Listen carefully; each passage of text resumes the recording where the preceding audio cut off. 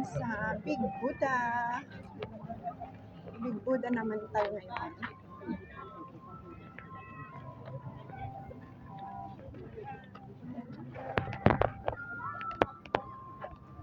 Ayan, ang entrance na, ang Big Buddha entrance. Ayun ang Big Buddha. Ayan.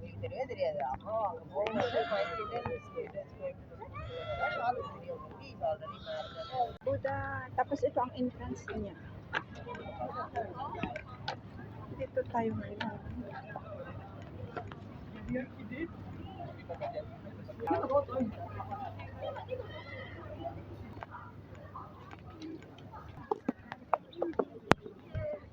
Ayan, lumabas na ang araw. Kanina makulimlim.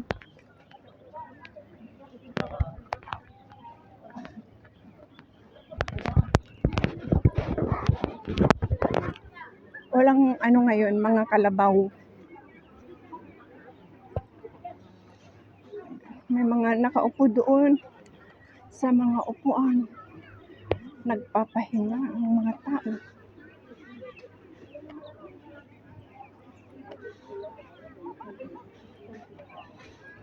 Ayan. Doon tayo galing guys. Diyan. Ang daming tao talaga. Ayan guys. Oh. Diyan ang may mga nagpe-pray. Tapos dito din kay Big Buddha mamaya. Pupunta din ako. Akyat ako.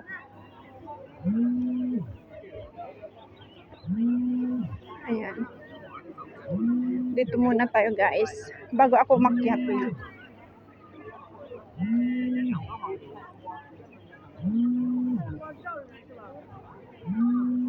Ito ang akyatin. Hindi ko alam kung ilang steps ito. May 100 kaya. Wala siguro. Wala sigurong 100 steps. Kasi, ayan mababa lang. Mababa para sa, sanay umakyat. Mataas sa hindi sanay umakyat. Ayan.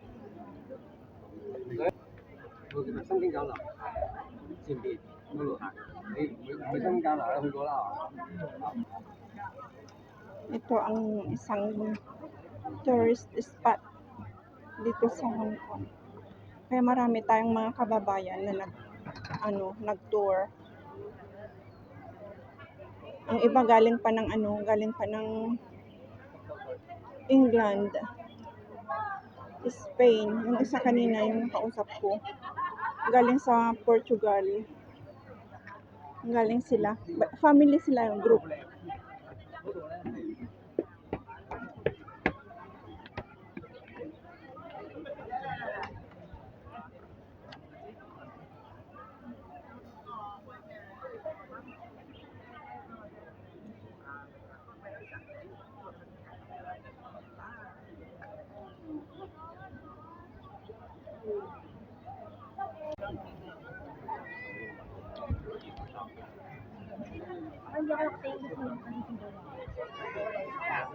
Tingnan nyo group by group guys na nag-tour.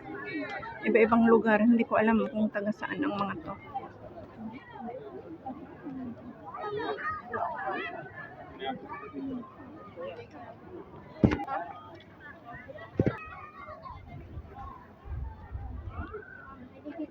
Mahirap makuhanan ng book.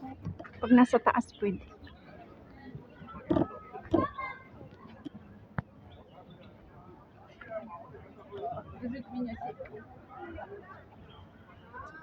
Ang ganda pink na flowers. Pwedeng umupo dito. Mag-relax. Magpahinga sandali.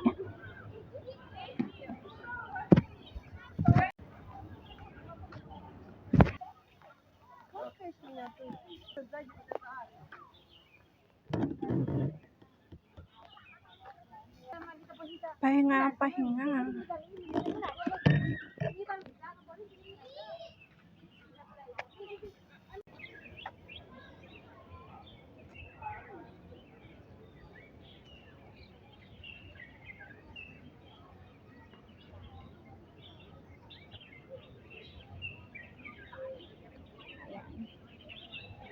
makapagpahinga na tayo guys. Kaya ano, so itong malalaking mga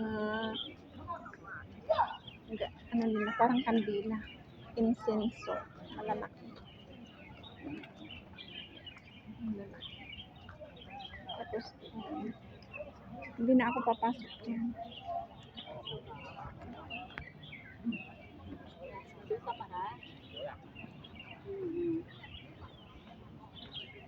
Ito yung mga lotus yata. Kaso hindi siya gaano nag-grow.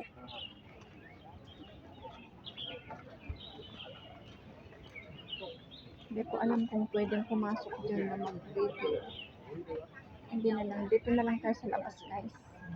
Makulimlim na, parang uulan.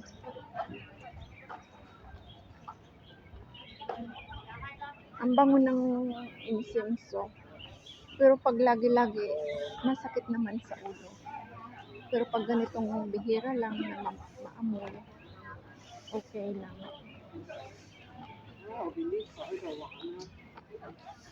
Meron pa din. Nagagandahan talaga ako sa kanilang trademark na ganyan na bubong. Ang ganda.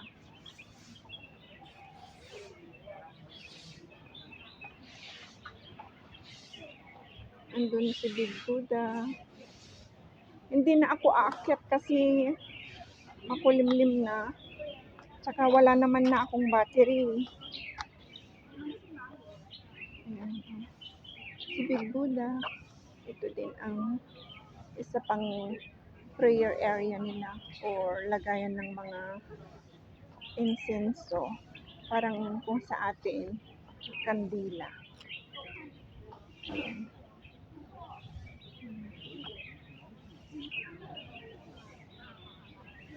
Ang laki nito, ang laki. Ayan si Big Buddha.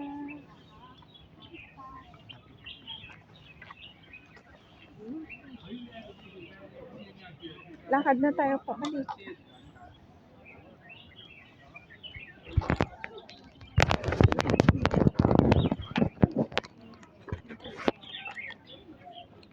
Tingnan mo, kaya pa ng mga lolo at lola na mag-hiking.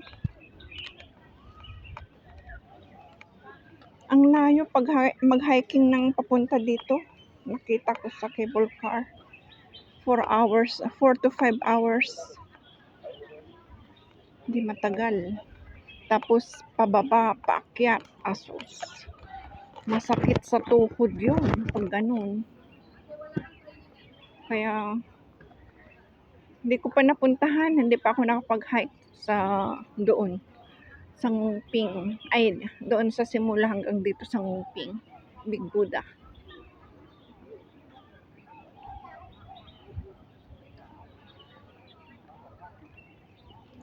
Wala na akong battery, kaya hindi na ako makaakyat kay Big Buddha. Balik na lang ako sa susunod. Mag-bus ako. Kasi pag weekdays naman, mura lang ang bus. Pag Sunday at saka public holiday, parang plus 10 or plus 8. Ganon. Okay lang.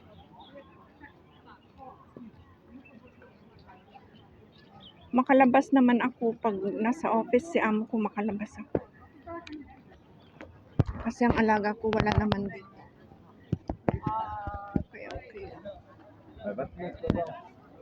Ayan. Hindi na ako akyat kay Big Buddha. Sa susunod na lang ako akyat. Ang dami pang tao.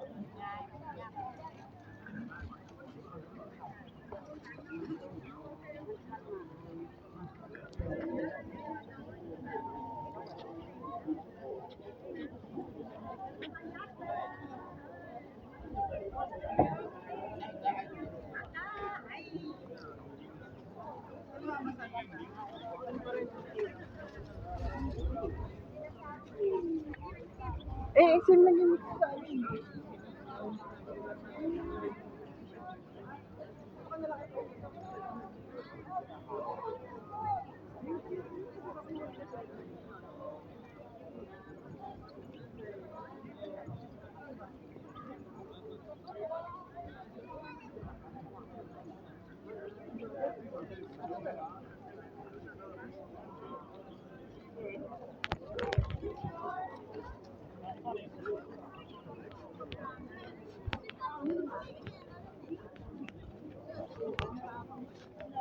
Balik na tayo, guys. Ayan, balik na. Ayan ang entrance. Entrance ng Big Buddha ay nang papunta dito sa Big Buddha. Ayan. Iikot ko pa minsan. Dito. Ayan. May mga tao. Ayan. Doon, hindi na ako nagpunta dyan sa pinaka simbahan nila. Hindi na. Kasi wala naman na akong battery. Sa susunod, pupunta na lang ako dito ng weekdays.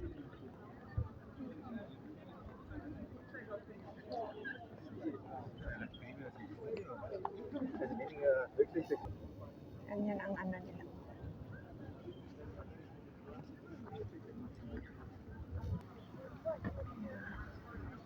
Nagkataon, nagsabay-sabay ang mga turista na nagpunta dito.